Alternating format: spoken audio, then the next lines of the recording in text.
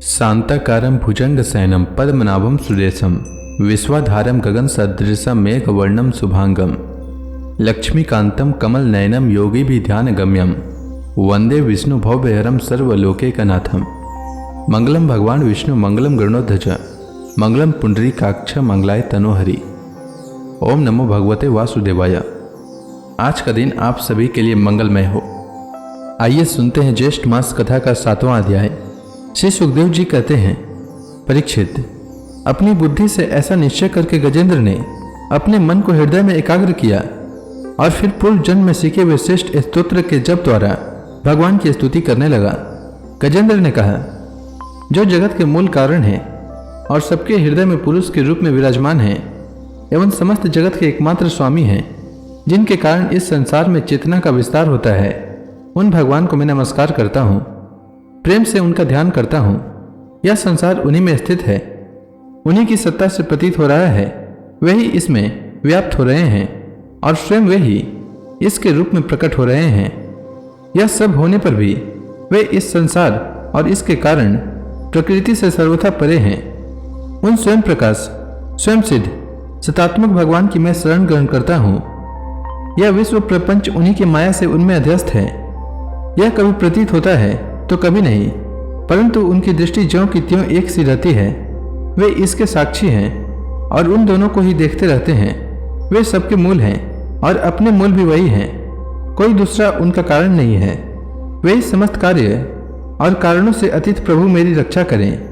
प्रलय के समय लोक, लोकपाल और इन सब के कारण संपूर्ण रूप से नष्ट हो जाते हैं। उस समय केवल अत्यंत घना और गहरा अंधकार ही अंधकार रहता है, परंतु अनंत परमात्मा सबसे सर्वथा परे विराजमान रहते हैं। वही प्रभु मेरी रक्षा करें। उनकी लीलाओं का रहस्य जानना बहुत ही कठिन है।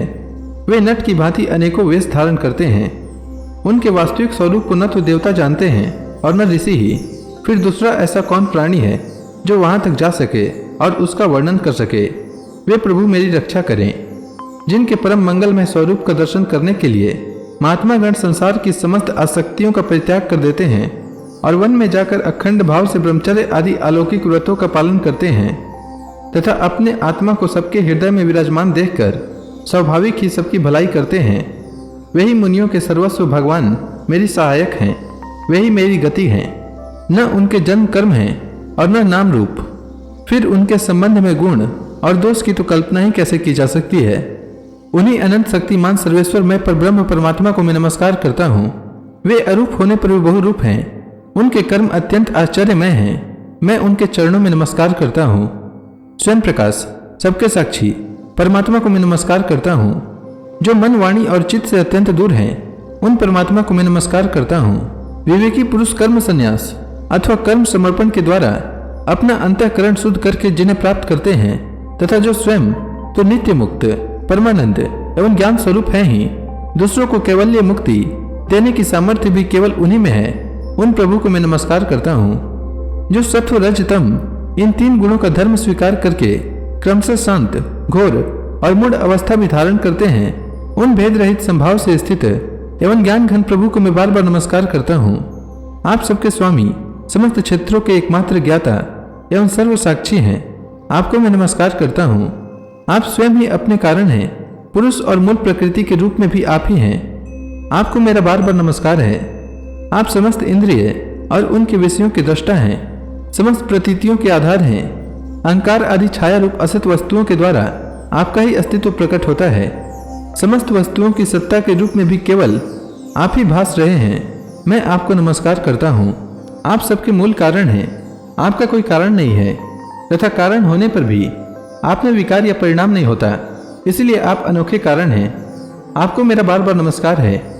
जैसे समस्त नदी, झरने आदि का परम आश्रय समुद्र है, वैसे ही आप समस्त वेद और शास्त्रों के परम तात्पर्य हैं। आप मोक्ष स्वरूप हैं और समस्त संत आपकी ही शरण ग्रहण करते हैं, अतः आपको मैं नमस्कार करता हूँ। जैसे यज्ञ की काष्ठ अग्नि में अग्नि गुप्त रहती है, वैसे ही आपने अपने ज्ञान को गुणों की माया से ढक रखा है। गुणों में शोभ होने पर उनके द्वारा विविध प्रकार की सृष्टि रचना का आप संकल्प करते हैं। जो लोग कर्म संन्यास अथवा कर्म समर्पण के द्वारा आत्म तत्व की भावना करके वेद शास्त्रों से ऊपर उठ जाते हैं, उनके आत्मा के रूप में आप स्वयं ही प्रकाशित हो जाते हैं। आपको मैं नमस्कार करता हूँ, जो अविनाशी, सर्वशक्तिमान, अव्यक्त, इंद्रियातीत और अत्यंत सूक्ष्म है, जो अत्यंत निकट रहने पर भी बहुत दूर जान पड़ते हैं, जो आध्यात्मिक योग अर्थात ज्ञान योग या भक्ति योग के द्वारा प्राप्त होते हैं। उन्हीं आदि पुरुष, अनंत एवं परिपूर्ण परब्रह्म परमात्मा की मैं स्तुति करता हूँ। आपकी माया अहम बुद्धि से आत्मा का स्वरूप ढक गया है, इसी से यह जीव अपने स्वरूप को नहीं जान पाता।